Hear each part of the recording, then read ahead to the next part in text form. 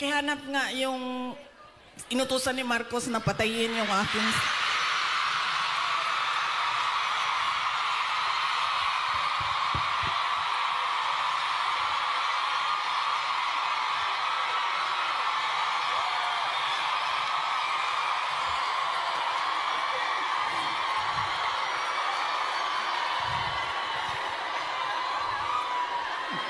Yan. Dahil sa mga ganyan, nakakasuhan ako eh. Malay natin, di ba? Baka may inutusan dyan.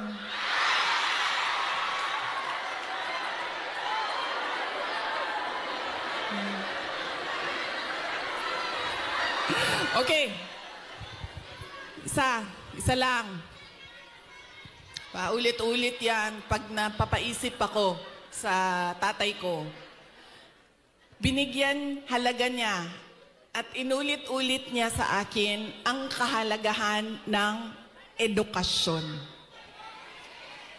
Hindi niya ako tinigilan. Alam niyo, si PRD, yun pong mga nasa harap, kailangan niyo po umupo kasi hindi makakita yung nasa likod. Hindi siya tulad ng tatay ninyo na malambing, mapagmahal. Hindi ganyan ang tatay ko. Ang tatay ko galing siya sa generation na laging galit. Diba? Sino yung may mga magulang na yung generation na laging galit?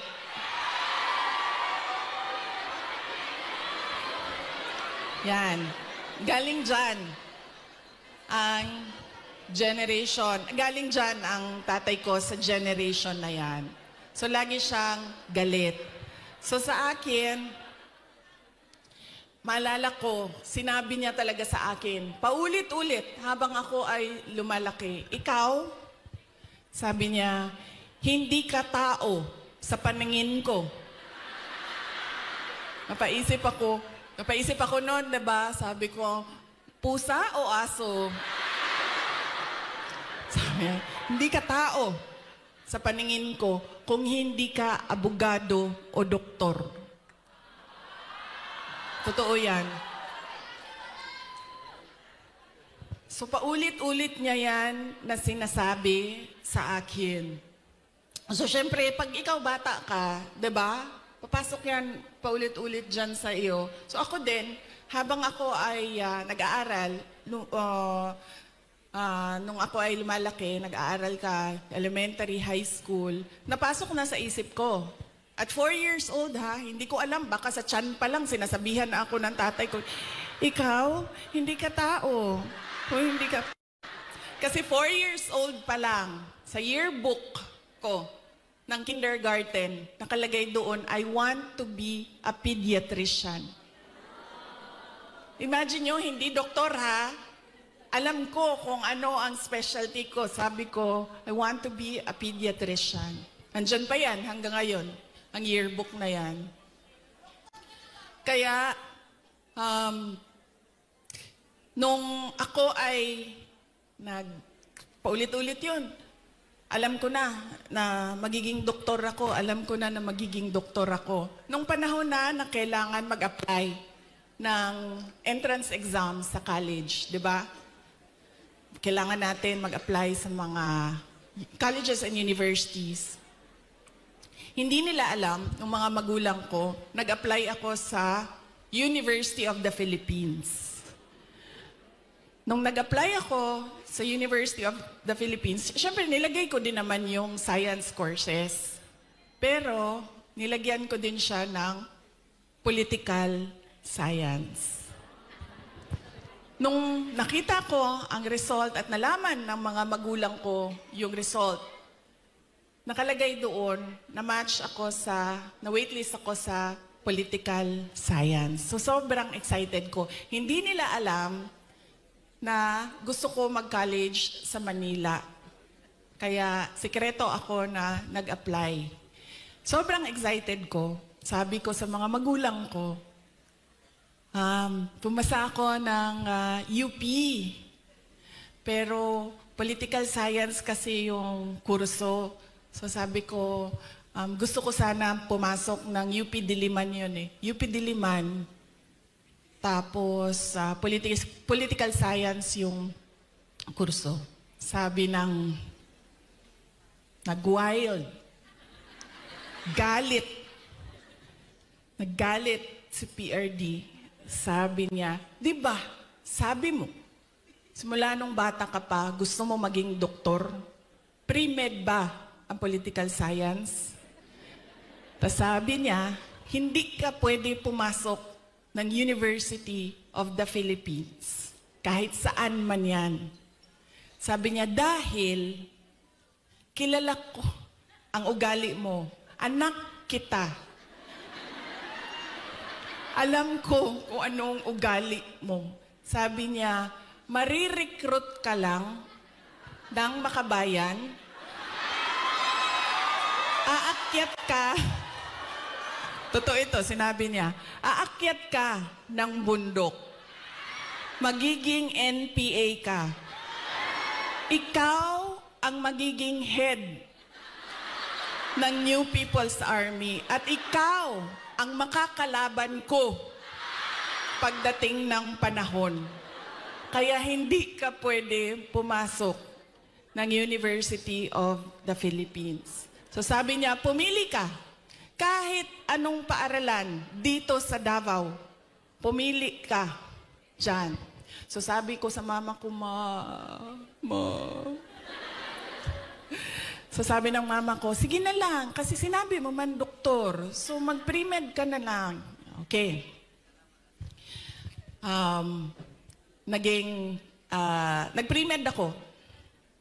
Nag-pre-med ako. Tapos, syempre, papunta akong doktor, so binilisan ko yon, natapos kaagad ako. And then, ito na, mag-medicine na.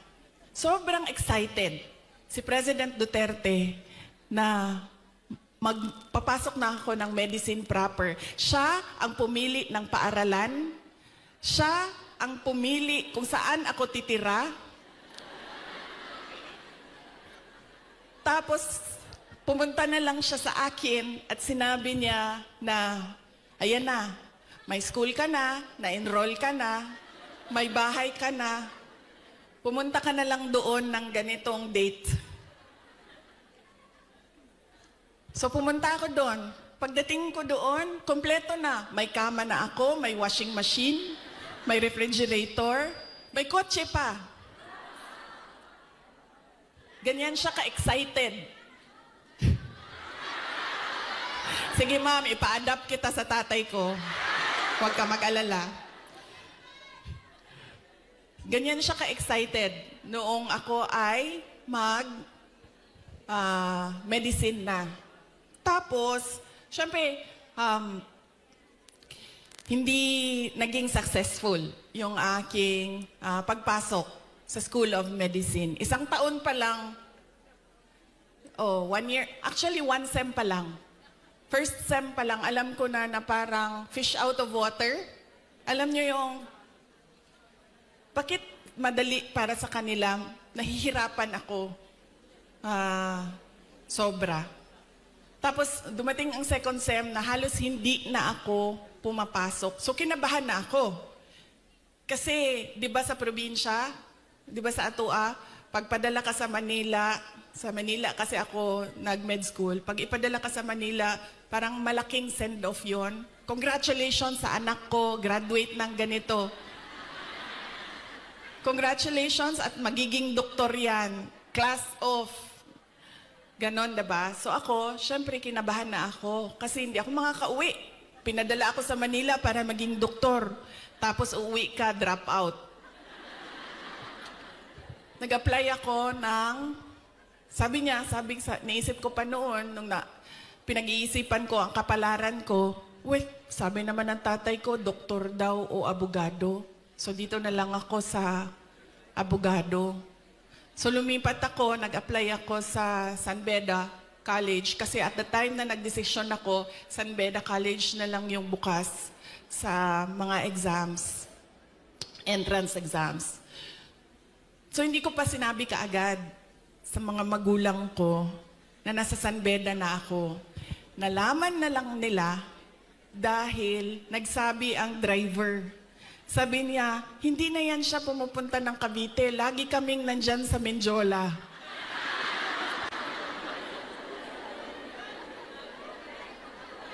Nung nalaman niya na nasa law school ako, sobrang, I think mas masaya siya nung nalaman niya. Mas masaya siya, mas excited siya noong ikumpara ko nung papasok ako ng med school, nung nalaman niya na nag-apply na ako ng law school. Tapos, syempre sinabi ko sa inyo, di ba, hard love. Hard love yung generation ng parents natin, mga magulang natin. So, nung mga panahon na nag-aaral ako sa law school, may mga panahon na papagalitan din ako na sinasabi niya sa akin, alam mo, kung hindi mo ayusin yung law school mo, magiging kabit ka lang ng politiko.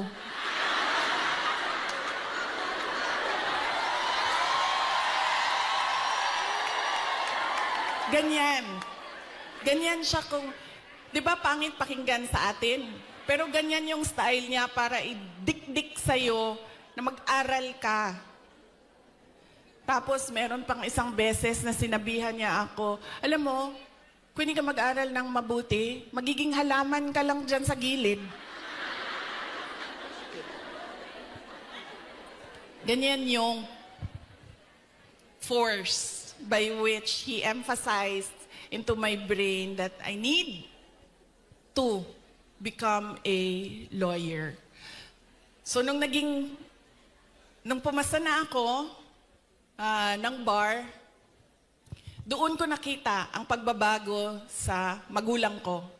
Hindi sa nanay ko dahil ang nanay ko sobrang supportive nun. Kahit maging halaman ako, didiligan ako nun eh.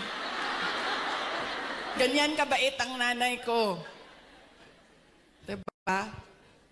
Pero nung nakita niya yung grade ko sa bar exams at nakita niya na mas mataas yung grade ko sa bar exams kesa sa kanya nung tatay ko.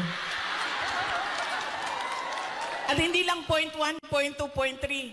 5 points ang layo namin sa grado. Doon siya nagbago. Parang naging tao na ako sa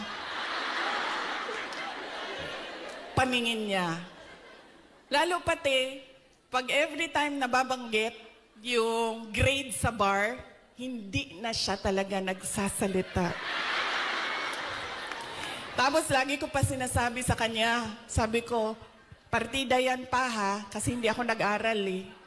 Kung nag-aral ako, top-notcher ako eh.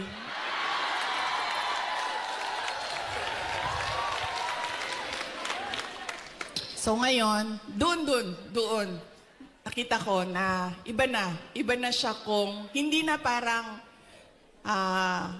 anak ka lang, hindi na parang pantay na kami.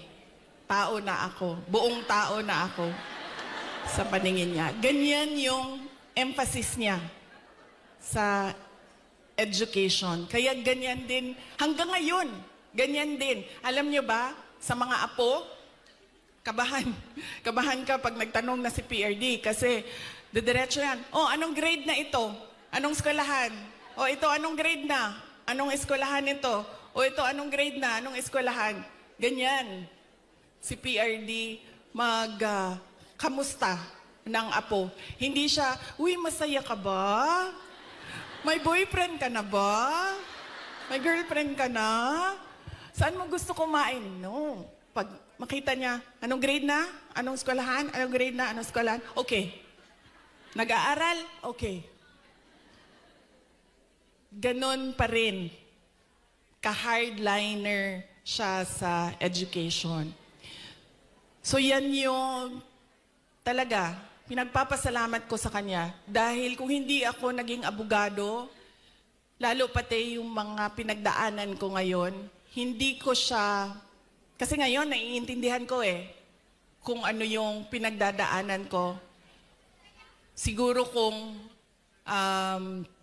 hindi niya pinilit ng pinilit, hindi ako ganito ka-confident sa aking ginagawa. So sana din sa inyong lahat, ganun din. Kaya nung nangangampanya ako nung 2022, lagi kong sinasali ang kampanya, plataforma ko ang edukasyon. Sana ganun din ang inyong mga anak, ang inyong mga kapatid, ang inyong mga apo. Na huwag ninyo silang tigilan. Dahil minsan, ako, pag pumupunta sa mga barangay ninyo, sa mga municipality ninyo, meron talaga akong naririnig na sumasagot na, oh, college graduate naman pero wala namang trabaho. Pero, iba din ang trabaho ng college graduate at natapos lang ng grade 6. Iba talaga yun. Iba yung oportunidad na dumadating sa mga nakapagtapos kesa natapos lang ng grade 3, grade 4. At madami yon. Madami yan sa ating bayan ngayon. Na pagdating ng high school, ay sinasabihan yung mga anak, kailangan mo na magtrabaho, tumulong sa pamilya. Kaya dapat, wag nating tigilan ang ating mga anak. Paulit-ulit talaga yan. Edukasyon ang susi ng pagbabago ng buhay nila.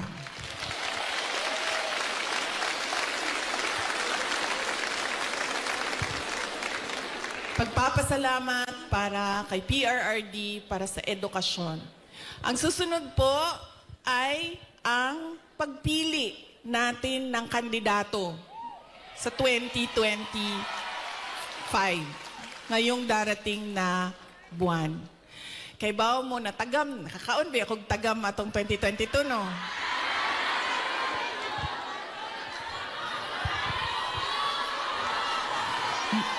Yan lagi ang, meron pa isang beses, Bisaya, sa Cebu. Ay, sa Cebu ba ito? O sa Cagayan de Oro.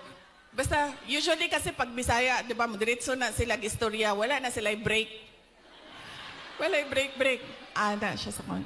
Inday Sara, anak ko, yes ma'am. Ano siya, nakakaon kag tagam, no?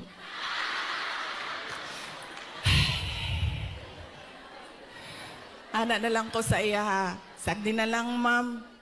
Basta ikaw, makakaon ka o sakto, okay na ko.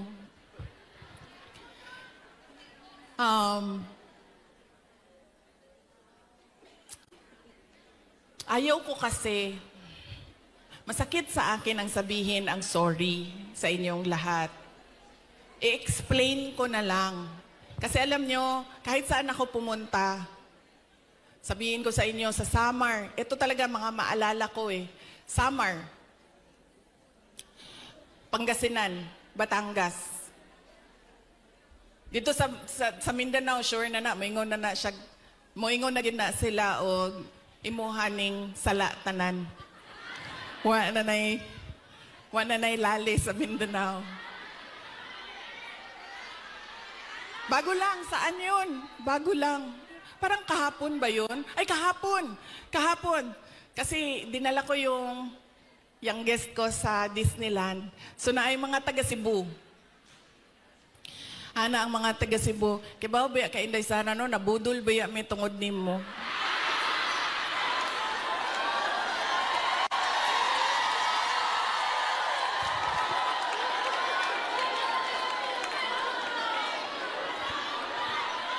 Ang sa Samar, sabi sa akin, maalala ko yun, kibaw ka, hindi sana, Tagalog siya, kay kanang waray man, ay, sanang waray man na sila dito, no? So, nagtagalog siya sa ako, ah. Sabi niya, alam mo, na-scam kami dahil sa iyo. Lalaki pa, ito siya niya, senior ba? So, na lang yun ko ni ko, na lang ko, pasensya na, sir. Pasensya na. So, Akala ko kasi, ito na naman tayo sa maling akala.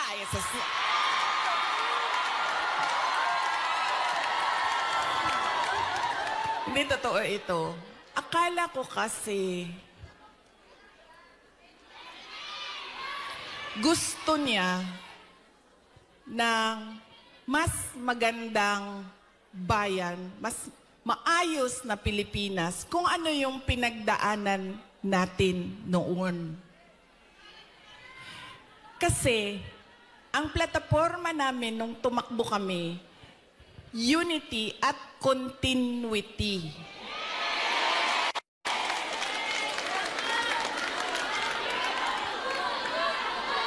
Nabudo lagi.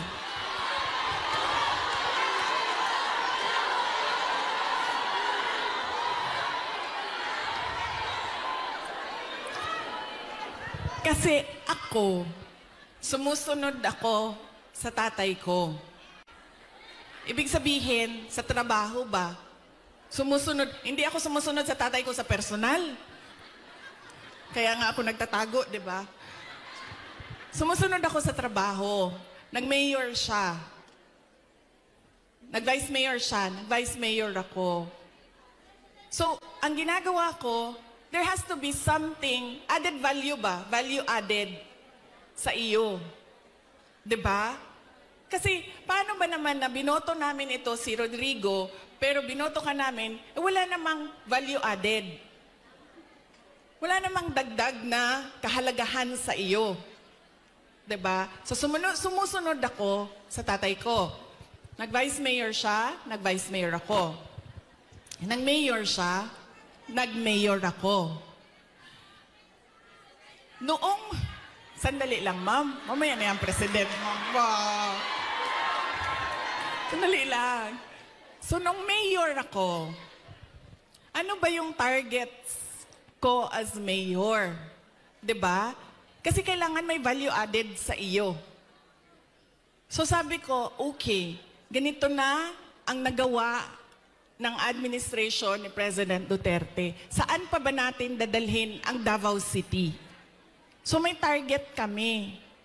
Nung umalis ako sa Davao City as mayor, number 4, most competitive city na ang Davao City. Number 8 na kami sa mga pinakamayaman na syudad sa buong bansa.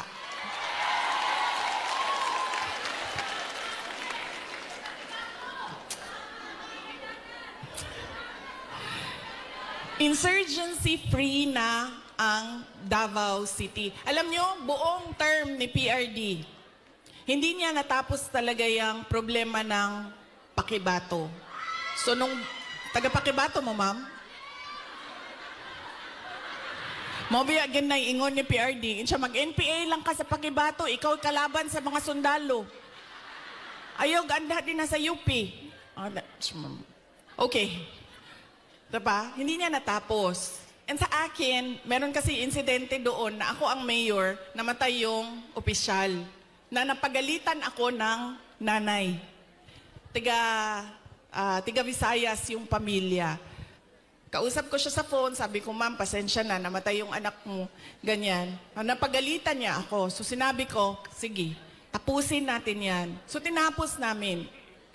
In 3 years, o 4 years, in 4 years, tinapos namin yung problema sa Pakibato. There has to be something new and something better in you. Akala ko kasi ganyan. Dito ko lang naintindihan na hindi pala lahat ng tao pareho ko mag-isip. Yun yung naging problema. So yun yung kailangan ko ihingi ng pasensya sa inyong lahat. Dahil sabi nga ni Pastor Kibuloy, dapat lang siguro mangyari ang mga nangyayari para makita natin. Kawawa lang siguro ang mga tao, ang bayan, pero if we talk about the divine, maybe there is a reason for what is happening. So yun yun. Ngayon, pipili na naman tayo ng mga opisyal ngayong Mayo. Ano ba ang problema natin, mga botante? Ang problema sa atin, ang pinipili natin ay paulit-ulit ba? Pabalik-balik lang. Mahilig tayo sa sikat. Mahilig tayo sa magaling kumanta, sumayaw dito sa stage. Mahilig tayo sa nagpapa-amuse, nagpapatawa sa atin. At mahilig tayo sa hindi natin tinitingnan kung ano ba yung karakter, totoong karakter ng tao sa likod ng mukha niya sa TV. Ganyan tayo. Ang ugali ng mga Pilipinong botante. Kaya siguro dapat sa darating na halalan, pag-isipan na natin ang ating iboboto. Sabi ko nga sa inyo, nadala na ako, na-scam na ako, nabudol na ako. Hindi ako mag-endorso ng kandidato. Kasi baka pagkatapos ng eleksyon, sasabihin nyo na naman, na-scam ba yamin Inday Sara dahil sa iyo? Ang gagawin ko para sa inyo, sasabihin ko, ano ba ang kailangan nating gawin as voter? Ano? Una, huwag natin ibenta ang boto natin. Diba? Ngayon, legitimate na ang vote buying. Nakatago siya sa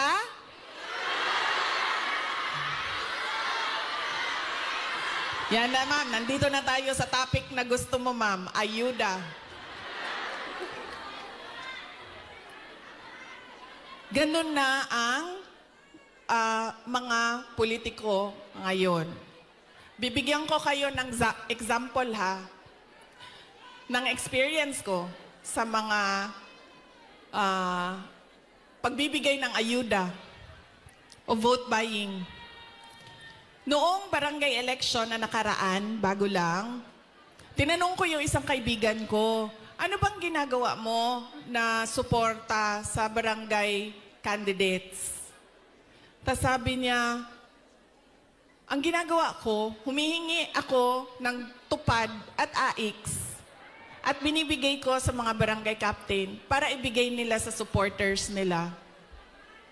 So sabi ko sa kanya, okay, hindi ko magawa na ganyan yung suporta na ibigay ko sa mga local barangay candidates. Pero totoo yan. Hindi man pinag-uusapan, pero totoo yan na nangyayari. Nakikita nyo yan. Nakikita nyo yan doon sa mga probinsya ninyo. Kaya ang una, huwag natin ibenta ang boto. Pangalawa, pag tumingin tayo ng kandidato,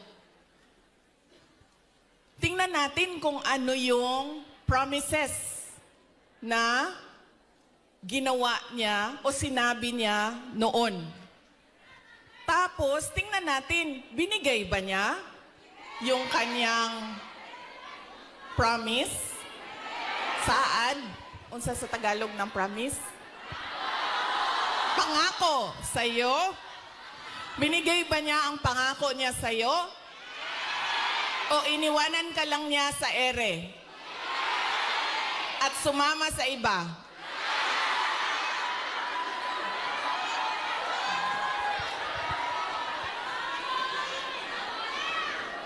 Ganyan. Ang pangalawa, na kailangan natin isipin. Itong kandidato na ito, paulit-ulit ko na to binoto, ah. Ano ba sinabi nito noon? Ano bang nagawa niya? Ano bang rason niya? Bakit hindi niya nagawa? At ano yung mga totoong nakikita ko na nagawa na? Yan yung pangalawa. Pangatlo, ito talaga. Wala sa buong mundo ang makakakontra sa akin, kahit isa, nito. Dahil ako ay produkto din ng political dynasty.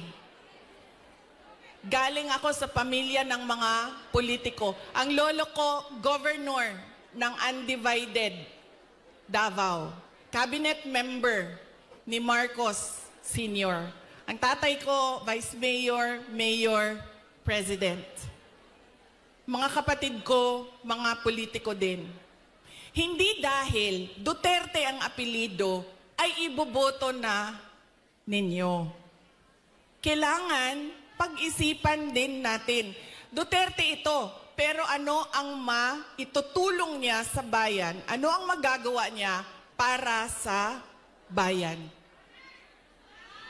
Kaya hindi pwede na pabalik-balik lang na apelido ang binoboto natin. Kailangan yung anak, yung apo, yung asawa, kapag tumayo sa harap ninyo, ay meron siyang sinasabi. Hindi yung tatayo siya at dahil Duterte siya, kakanta na lang siya para sa inyong lahat. Pangako sa'yo. Diba? Hindi pwede.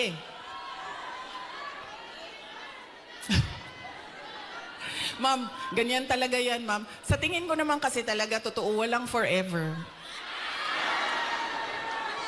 Kaya darating talaga ang punto na iwanan ka talaga. Si Ma'am Gemma, ay, shh daw. Shh.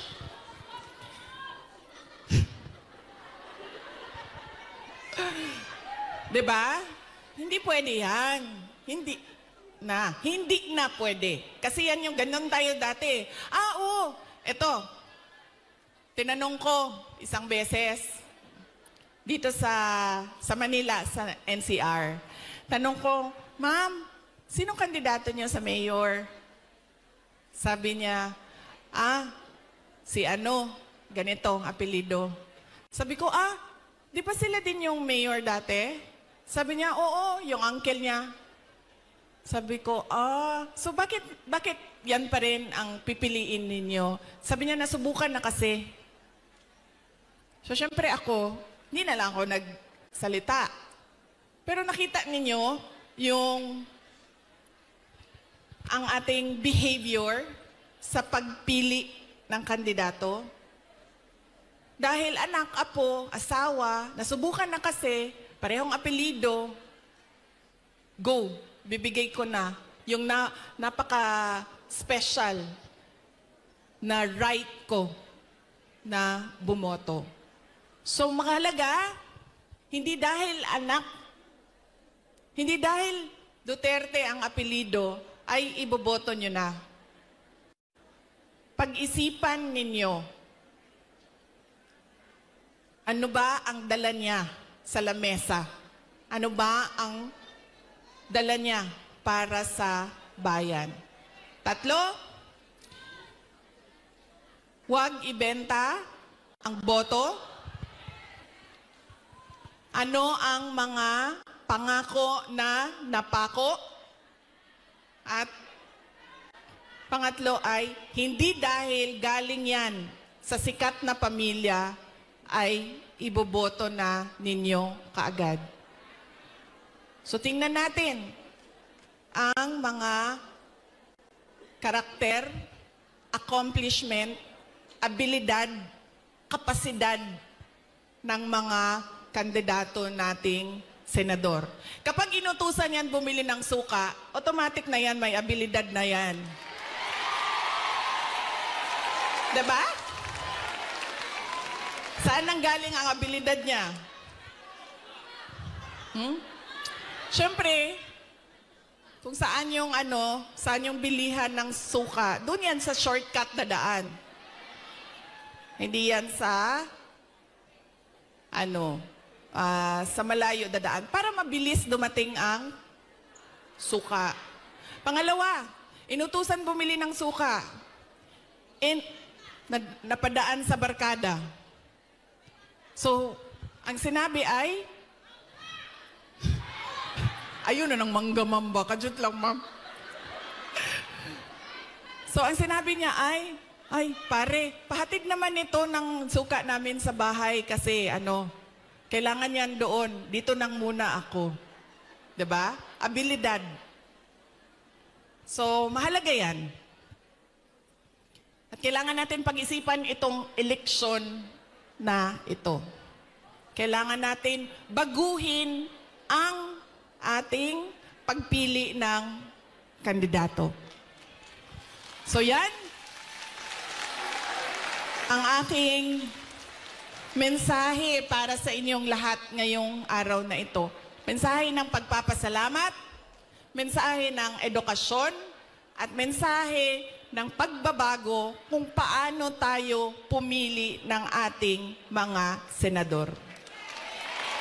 Ay, hindi lang senador, governor, mayor, lahat ng ating mga public officials. So yan po ang aking... Ilang oras yun, ma'am? 1 hour? 1 hour na mensahe sa inyo. Sana ay,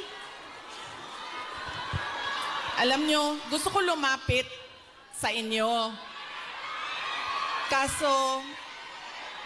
Kasi gusto ko personal yung pagpapasalamat. Kaso pwede ba na wag tayo magkagulo? Kasi kanina sa labas, nasisigawan na ako ng pulis. Nasisigawan na niya ako kasi medyo nagkakagulo kami doon sa picture taking namin sa labas. So, pwede ba ako mag-hello lang, hello sa inyo, tapos wag lang tayo magkagulo kasi baka palayasin tayo dito. Ulitin ko, maraming salamat, magandang tanghali sa inyong lahat. Daghang salamat, maayong udto sa inyong tanan. Maraming salamat, Vice President Sara Duterte.